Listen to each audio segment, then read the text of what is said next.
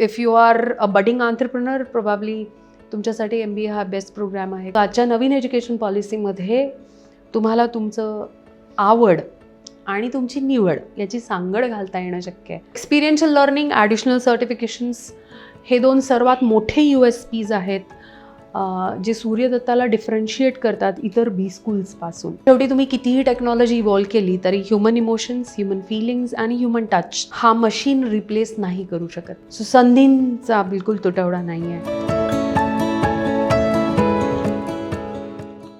नमस्कार. भारतामध्ये शैक्षणिक क्षेत्र हे दिवसेंदिवस वाढताना दिसते आणि त्यामध्ये शैक्षणिक क्षेत्र जर आपण पाहिलं तर यामधल्या संधी, स्पर्धा तेवढ्याच ताकदीनं आणि जोमानं वाढत आहेत. MBA हे क्षेत्र असं आहे की ज्यामध्ये नोकरी आणि व्यवसाय देखील या दोन्ही संधी विद्यार्थ्यांसाठी किंवा या क्षेत्रात येणाऱ्यांसाठी तेवढ्याच उपयुक्त आहेत.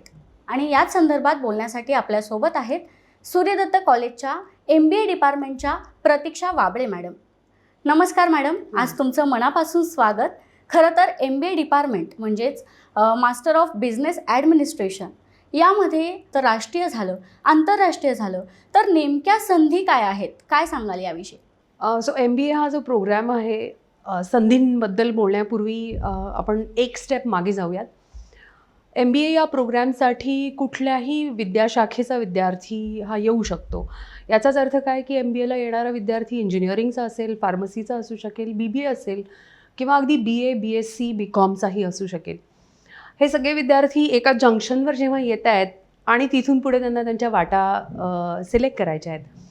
सो जसं तू म्हणालीस की निव्वळ नोकऱ्या आणि नोकऱ्या शोधणारे विद्यार्थी निर्माण न करता स्वतःचा उद्योगधंदाही निर्माण करू शकतील किंवा आपले पारंपरिक जे व्यवसाय आहेत किंवा फॅमिली बिझनेसेस आहेत त्यांनाही एका नवीन हाईट्सवर नेऊ शकतील, अशा प्रतीचे विद्यार्थी घडवण्याचं प्रोग्राम, मूलभूत काम हे MBA हे प्रोग्राम करतं. आणि आपण जर एक साधारण संख्येचा विचार केला तर दरवर्षी भारतामध्ये भारताला 2 मिनटं मी बाजूला ठेवीन, एकट्या महाराष्ट्रामध्ये साधारण 1,00,000 ते 1,25,000 विद्यार्थी MBA या प्रोग्रामला येतात आणि तितकेच विद्यार्थी MBA प्रोग्राम करून बाहेर पडतात.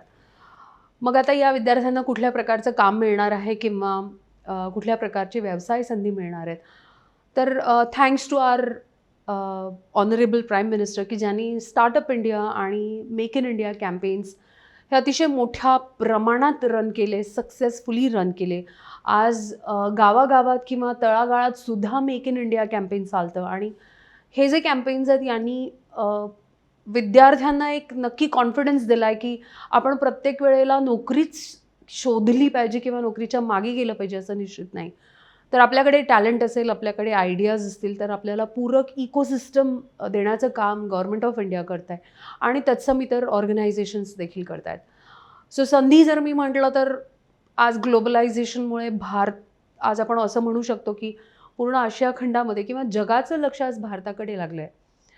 भारताकडे लागलं आहे आपण बाजारपेठ म्हणून नाही, तर आपल्याला जो पॉप्युलेशन डिव्हिडंड मिळतो की आपल्याकडे यंग पॉप्युलेशन जगातली सर्वाधिक आहे, याचा अर्थ आपल्याकडे टास्क फोर्स आहे आणि ज्यामुळे जगातल्या सर्व नामांकित कंपन्या, ऑल मल्टीनॅशनल्स, ज्यांनी चायना आणि हे बेसेस आता शिफ्ट करून भारतामध्ये ते त्यांची मॅन्युफॅक्चरिंग प्रोसेसेस आणि असेंब्लिंग युनिट्स शिफ्ट करत आहेत. तर आज या सगळ्या विद्यार्थ्यांना नोकरीच्या अतिशय उत्तमोत्तम संधी निश्चित उपलब्ध आहेत आणि त्या इयर ऑन इयर वाढत जाणार आहेत. म्हणजे आपण पाहिलं आहे की कोविडने आपल्याला खूप अनेक गोष्टी शिकवल्या. आपण ज्या प्रसंगांमधनं गेलो आहे त्याचबरोबर आपण शिकलो आहे देखील. सगळ्या जगाने मात्र एक मोठा धडा घेतला आहे की कुठल्याही एका राष्ट्रावर तुमच्या सप्लाय चेनसाठी डिपेंडंट न राहता तुमच्याकडे त्याला पॅरलल किंवा त्यापेक्षा उत्तम उपाय हवेत आणि जगाने निर्विवादपणे भारताची निवड केली आहे. आज तुम्ही एक कंपनी किंवा लीडर्स सांगा की ज्यांचे भारतामध्ये वर्क स्टेशन्स, मॅन्युफॅक्चरिंग युनिट नाही आहेत.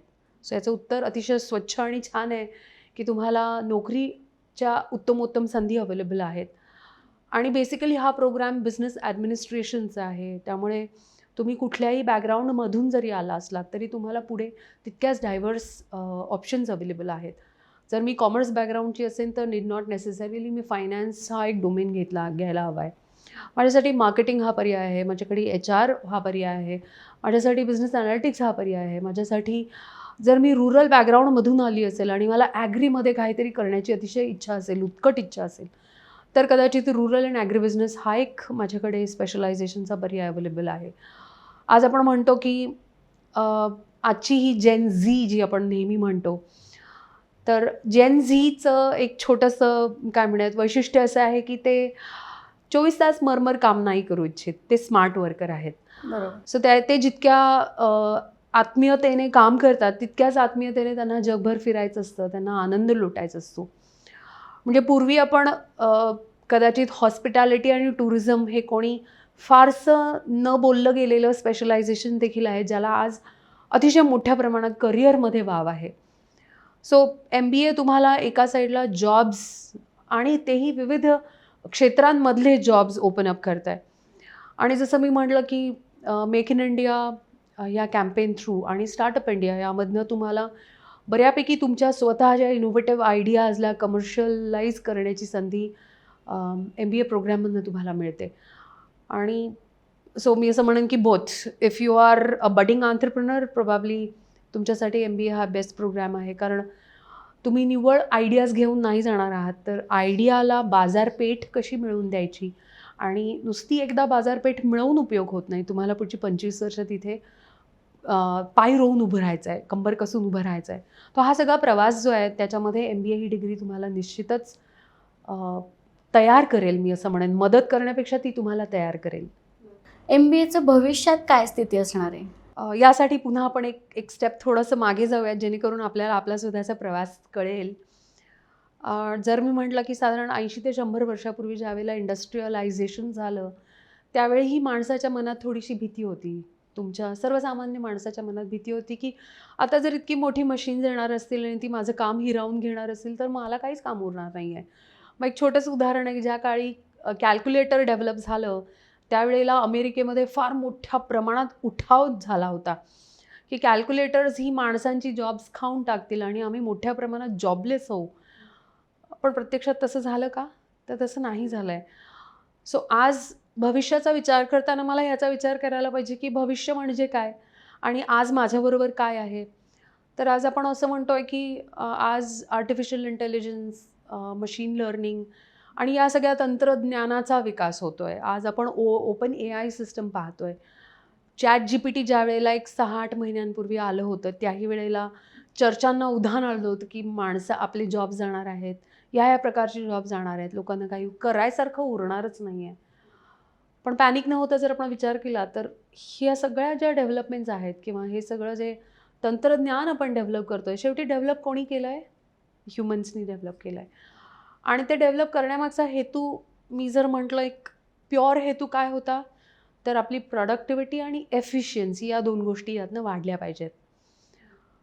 मग संधींचा जर विचार केला भविष्यात, तर मग मी फक्त मला काय येतं याच्यावर मला संधी मिळेल का? तर नाही. सो माझ्याबरोबर जी तंत्रज्ञान विकसित होत आहेत किंवा जगभरामध्ये जे तंत्रज्ञान विकसित होत आहेत, जे आपली प्रॉडक्टिव्हिटी आणि एफिशियन्सी इम्प्रूव्ह करणार आहेत, सो त्या तंत्रज्ञानांना उपयुक्तपणे वापरता येणं आणि ज्याला हे उत्तम वापरता आलं त्याच्यासाठी sky is the limit. So भविष्यामध्ये MBAसाठी सो आपण असं म्हणूयात की मी नॉन-टेक ग्रॅज्युएट आहे, but still technology has occupied all walks of your life. म्हणजे मी म्हणते की आज एक छोटंसं उदाहरण द्यायचं झालं तर आज टॉयलेट मॅन्युफॅक्चरिंग कंपनीजनी सुद्धा स्मार्ट टॉयलेट्स केली आहेत, ज्याचा आपण कधीही विचार नव्हता केला. म्हणजे मला सांगायचा मुद्दा असा आहे की माझ्या बाथरूमपासून माझ्या मोबाईलपर्यंत तंत्रज्ञान हे 24 तास माझ्याबरोबर चालतं आहे. सो संधी ह्या तुम्हाला टेक्नॉलॉजी फील्ड्समध्येही राहतील. कदाचित असं होईल की काही तंत्रज्ञान तुमचे रोजचे रटाळ रुटीन जॉब्स सोपे करतील, जे तुम्हाला पुन्हा पुन्हा रिपिटेटिव्ह काम तुम्ही करण्याची गरज नाही. Technology will take over that. परंतु माझं वैयक्तिक मत असं आहे की मॅन टू मॅन जॉब्स ही नाही जाणार. कारण शेवटी तुम्ही कितीही टेक्नॉलॉजी इव्हॉल्व केली तरी ह्युमन इमोशन्स, ह्युमन फिलिंग्स आणि ह्युमन टच हा मशीन रिप्लेस नाही करू शकत. Critical thinking to a certain extent machine किंवा आर्टिफिशियल इंटेलिजन्स करू शकते, पण परंतु त्यालाही मर्यादा आहेत. म्हणजे आज आपण पाहतो की कदाचित तंत्रज्ञानाच्या सहाय्याने तुम्ही नवनवीन पेंटिंग या एरियामध्ये जसं आपण एक विचार केला तर मी म्हणेन की पेंटिंग हे सुपर क्रिएटिव्ह आहे. पण तिथेही तंत्रज्ञान घुसलं आहे. स्टिल त्या पेंटिंगमध्ये पेंट करणाऱ्याचं जे प्राण ओतून तो करतो, सो त्याची तुलना कदाचित मशीन जनरेटेड पेंटिंग्सनी नाही होऊ शकत. किंवा बेसिकली पेंटिंग करणे हा जो अनुभव आहे तो तुम्हालाच घ्यायला लागणार आहे. Painting is just an output. So संधी मी जर म्हणेन तर टेक्नॉलॉजीचा उपयुक्त उपयोग करून किंवा संयुक्ती उपयोग करून ज्या काही बिझनेस अपॉर्च्युनिटीज आहेत, ज्या काही सेक्टर्स आहेत, तिथे तुम्हाला नवनवीन जॉब्स आणि नवनवीन इवन बिझनेस आयडियाज तुम्हाला डेव्हलप करता येणार आहेत. सो संधींचा बिलकुल तुटवडा नाही आहे. इट्स जस्ट दॅट की आयदर आपण अजून तिथपर्यंत पोचलो नाही आहोत किंवा आपण त्या स्पॉट करत नाही आहोत. सो माझं प्रामाणिक मत असं आहे की there is no dearth of jobs and ideas and opportunities. It's is that की तुम्ही त्या किती ग्रॅब करताय आणि कशा ग्रॅब करताय. आपल्याकडचं शिक्षण क्षेत्र हे कालानुरूप बदलत गेले निश्चित. आणि त्यामध्ये आत्ताच्या डिमांडशी ते कसं पूरक आहे याविषयी काय सांगाल? मग यामध्येही आपण खूप प्रगती केली असं मी म्हणेन किंवा आपण बऱ्यापैकी ओपन माइंडेड झालो आहे. आपलं एज्युकेशन सिस्टम म्हणजे मी असं पाहते की जर मी एक 100-200 किंवा 300 वर्षापूर्वींचं आपली शिक्षण पद्धती, त्यानंतर ब्रिटिशांनी आपल्यावर लादलेलं चाकोरीबद्ध शिक्षण आणि आता आपण पुन्हा आपल्या पूर्वापार चालत आलेल्या शिक्षणाचा जो बेसिक थॉट प्रोसेस आहे आपण त्याकडे परत चाललो आहे. म्हणजे मी एक तुम्हाला इतिहासातलं उदाहरण देईन की पूर्वी कौमार अवस्थेत लहान मुलं आली की त्यांना गुरूंच्या घरी पाठवलं जात असे आणि मग गुरूंच्या घरी त्यांनी त्यांच्या अभ्यासक्रमासमवेत त्यांनी गुरूंच्या घरी दैनंदिन सगळी कामं करायची. म्हणजे मी फक्त वेद पुराणांचा अभ्यास करायला जात नसे विद्यार्थी, मुलं किंवा मुली जे काही असतील ते, तर तो अभ्यासक्रम आहेच आहे, परंतु तुमच्या रोजच्या लागणारी सगळी कामं ती मुलं करत असत. म्हणजे काय झालं की त्या काळी शिक्षणाचा गाभा असा होता की तुमचं मूलभूत शिक्षण आणि त्याबरोबरचं सर्वांगीण विकास. म्हणजे अगदी आपण साधंच उदाहरण घेतलं तर इवन श्रीकृष्णसुद्धा सांदीपनी मुनींच्या आश्रमात जाऊन राहिले, शिकले. सो शिक्षणाबरोबर त्यांनी अनेक कला आणि विद्या यांचा अभ्यास केला. मागच्या 100-150 वर्षात ब्रिटिशांच्या काळामध्ये कदाचित आपण फक्त चाकोरीबद्ध शिक्षण आपल्यावर लादलं गेलं आणि तेच शिक्षण पद्धती असं आपण गृहीत धरू लागलो. परंतु मागच्या 10-15 वर्षामध्ये आपण आपल्या रूट्सकडे जातो आहे. म्हणजे काय होतं की आपली शिक्षण पद्धती ओपन अप झाली आहे. सो मी जर टेक्नॉलॉजी विद्यार्थी असेन किंवा मी MBA करत असेन किंवा मी मेडिकलचा विद्यार्थी असेन, तर मेडिकलबरोबर माझ्या इतर कला, कौशल्य, गुणांना वाव मिळणार आहे का, संधी मिळणार आहे का विकासाला, तर आजचं नवीन एज्युकेशन पॉलिसी जी आहे ती या सगळ्याला पूरक आहे. सो तुम्ही जरी उदाहरणार्थ मेडिकलचे विद्यार्थी असाल आणि परंतु तुम्हाला थिएटरची आवड असेल, तर तुम्हाला तुमच्या अभ्यासक्रमामध्ये थिएटर हा विषय घेण्याची आज प्रोव्हिजन आहे तुमच्या अकॅडमिक प्रोग्रॅम्समध्ये. एखादा विद्यार्थी असेल जो म्हणेल की मी कॉमर्स करतो आहे परंतु माझी खेळाकडे रुची आहे. एखादा हॉटेल मॅनेजमेंटचा विद्यार्थी असेल पण तो म्हणेल की मला ड्रॉइंग आणि पेंटिंग आवडतं आहे. तर मागच्या 100 वर्षामध्ये तुमच्या करिक्युलमच्या पलीकडे तुम्हाला तुमचे छंद म्हणून त्या गोष्टी जोपासाव्या लागायच्या. परंतु आजच्या नवीन एज्युकेशन पॉलिसीमध्ये तुम्हाला तुमचं आवड आणि तुमची निवड याची सांगड घालता येणं शक्य आहे. सो हा एक मोठा मी म्हणेन की आमूलाग्र बदल आपल्या एज्युकेशन सिस्टममध्ये झाला आहे. सो पहिली गोष्ट आपण ओपन झालो आहे. दुसरी गोष्ट आपल्याला नवीन एज्युकेशन पॉलिसी जी आहे ती आपल्या गरजेनुसार, काळानुसार, प्रसंगानुसार आपलं शिक्षण पॉज करण्याची संधी देऊ शकतं. म्हणजे आपल्याकडे अनेक अशी उदाहरणं आपल्या आजूबाजूला आहेत की काही कारणास्तव त्यांना शिक्षण सोडावं लागलं आहे किंवा काही कारणास्तव किंवा आर्थिक परिस्थितीनुसार विद्यार्थ्यांना पूर्ण शिक्षण घेता नाही आलं आहे किंवा काहींना जॉब्सच्या संधी उत्तम मिळाल्या म्हणून पुढचं हायर एज्युकेशन पूर्ण करता नाही आलं आहे. सो विविध कारणांमुळे पूर्वी असं व्हायचं की आयदर तो डेड एंड असायचा. पण आता असं आहे की मी 1 वर्षाचा प्रोग्रॅम, सर्टिफिकेट प्रोग्रॅम करू शकते. मी 2 वर्षाची डिप्लोमाची पदवी घेऊ शकते. मी ग्रॅज्युएशन पूर्ण करू शकते 3 वर्षाचं, किंवा 4 ते 5 वर्षामध्ये मला माझं पोस्ट ग्रॅज्युएशन देखील पूर्ण करता येतं. आणि या सगळ्या प्रवासामध्ये मला हवं तेव्हा पॉज घेऊ शकते. मी इंडस्ट्रीमध्ये जाऊ शकते. मी एक्सपिरियन्स करू शकते. मी माझा स्वतःचा उद्योगधंदा लॉन्च करू शकते. मला असं वाटलं की मला पुढची 3 वर्ष हवी आहेत माझ्या स्वतःचा उद्योगधंदा लॉन्च करण्याची. नाही सक्सेस झाला तरी मला पुन्हा बॅक टू स्क्वेअर येऊन माझं उर्वरित एक शिक्षण पूर्ण करण्याची संधी मला आज नवीन शिक्षण पद्धतीमध्ये हे तुम्हाला शक्य आहे. सो तुम्हाला मी असं म्हणेन की बऱ्यापैकी एक्सपेरिमेंटेशनसाठी स्पेस आहे. हा सगळ्यात मोठा फायदा आहे नवीन एज्युकेशन पॉलिसीचा, जी आपण टप्प्याटप्प्यामध्ये अडॉप्ट करत आहोत. सूर्यदत्त एज्युकेशन इन्स्टिट्यूटमध्ये MBAचं शिक्षण कशा पद्धतीने दिलं जातं, काय वेगळंपणे, आणि विद्यार्थ्यांच्या सर्वांगीण विकासासाठी तुम्ही कसं काम करता? हा एक फार मोठा ट्रिकी प्रश्न आहे, पण मला ह्याचं उत्तर निश्चित द्यायला आवडेल. जसं मी म्हटलं की आपण पाहिलं आहे की आपली सांस्कृतिक आणि इंडस्ट्रियल रेव्होल्यूशन जसं झालं आहे, आणि जसं मी म्हटलं की आज आपण आपलं तंत्रज्ञान हे 24 तास आपण तंत्रज्ञानाबरोबरच जगत आहोत. आणि जर प्रत्येक वर्षी 1 ते 1.25 लाख विद्यार्थी एकट्या महाराष्ट्रामधनं जर मार्केटमध्ये येणार असतील, तर मग माझे विद्यार्थी कसे वेगळे आहेत, किंवा प्रत्येक विद्यार्थ्याला स्वतःचं डिफरन्सिएशन हे निश्चित करावं लागणार आहे. आता यामध्ये मी असं म्हणेन की जो प्रोग्राम आपण रन करतो तो पुणे विद्यापीठाशी संलग्न असल्यामुळे तो करिक्युलम आपल्याला रन करणं अपेक्षित आहे. त्याचबरोबर आपण आपल्या विद्यार्थ्यांसाठी पहिली सूर्यदत्ताची एक बेसिक फिलॉसॉफी आहे की तुम्ही मला एखादी गोष्ट वर्गामध्ये शिकवा, ती कदाचित थोडीशी लक्षात राहील, पण ती गोष्ट करण्यामध्ये तुम्ही जर मला सहभागी करून घेतलं तर माझ्या मार्कशीटच्या बियॉन्ड ती गोष्ट माझ्याबरोबर कायमस्वरूपी कॅरी होणार आहे. सो एक्सपिरियन्शियल लर्निंगवर आपला मोठ्या प्रमाणात भर असतो.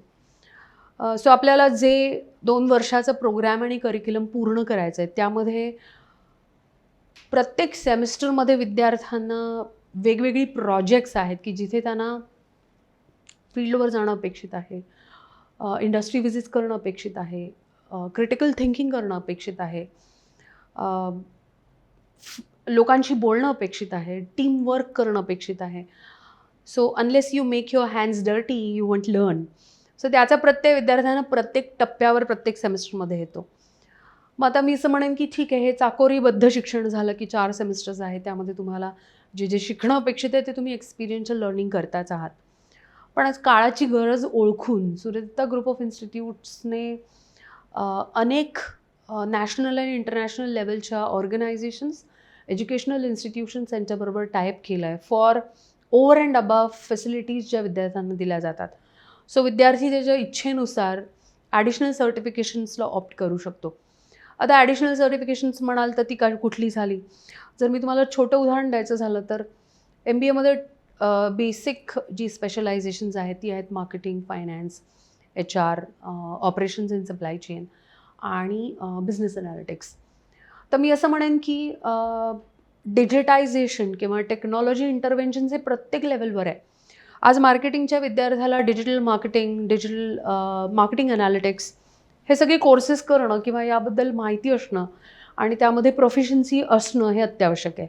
मग हे त्याने कुठे शिकायचं आहे? So he or she is suppose to take up all these additional certifications, जेणेकरून तुम्ही प्लेन व्हॅनिला MBA नाही आहात. You have different flavours. So either तुम्हाला तुमचा स्वतःचा बिझनेस डेव्हलप करायचा आहे किंवा तुम्हाला जॉबमध्ये जायचं आहे. स्टील तुमच्या रिक्रुटरला माहिती आहे की ही इज MBA और शी इज MBA प्लस, आणि which is a differentiator. So experiential learning, additional certifications हे 2 सर्वात मोठे USPs आहेत जे सूर्यदत्ताला डिफरन्शिएट करतात इतर B स्कूल्सपासून. सूर्यदत्ताचे संस्थापक अध्यक्ष संजय चोरडिया यांचं मार्गदर्शन आणि त्यांचं जे विजन आहे तर ते तुम्हाला कसं उपयुक्त ठरतं?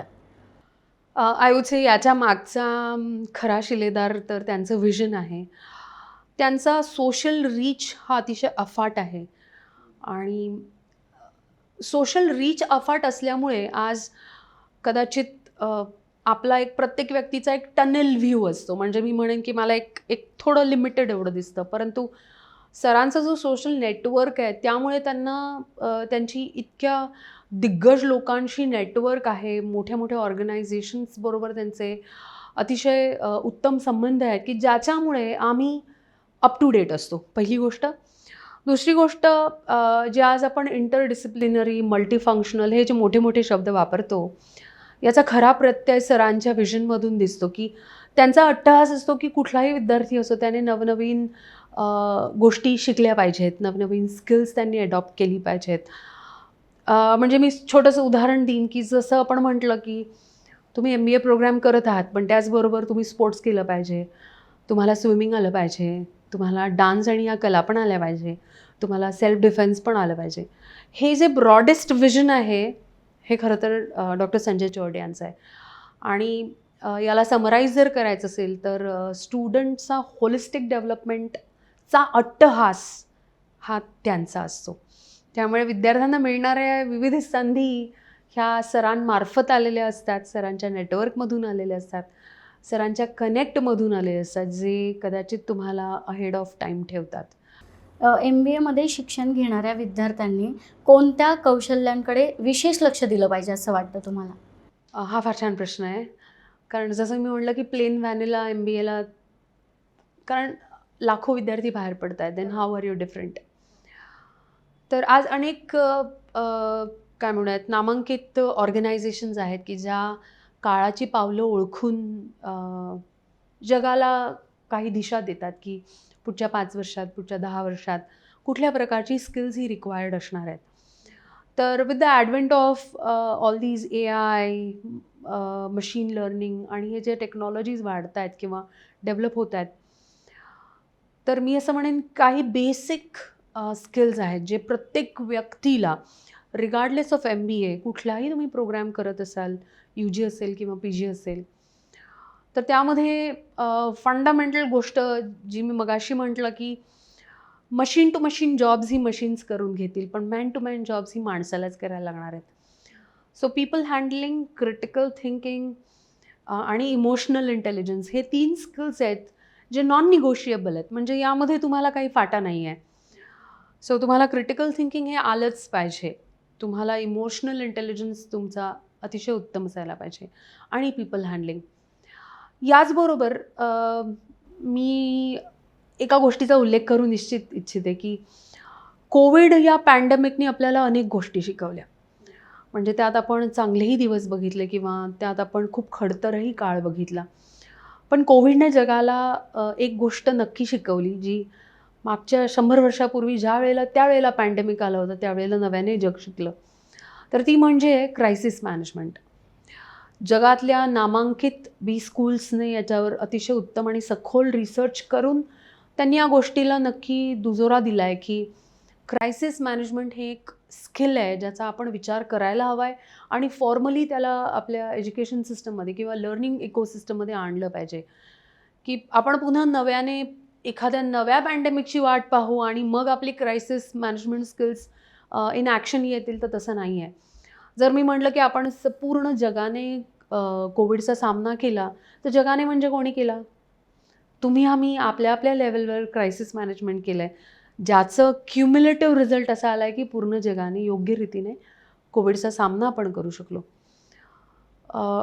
मग क्रायसिस ही कुठल्याही वॉक्स ऑफ लाईफमध्ये येऊ शकतात.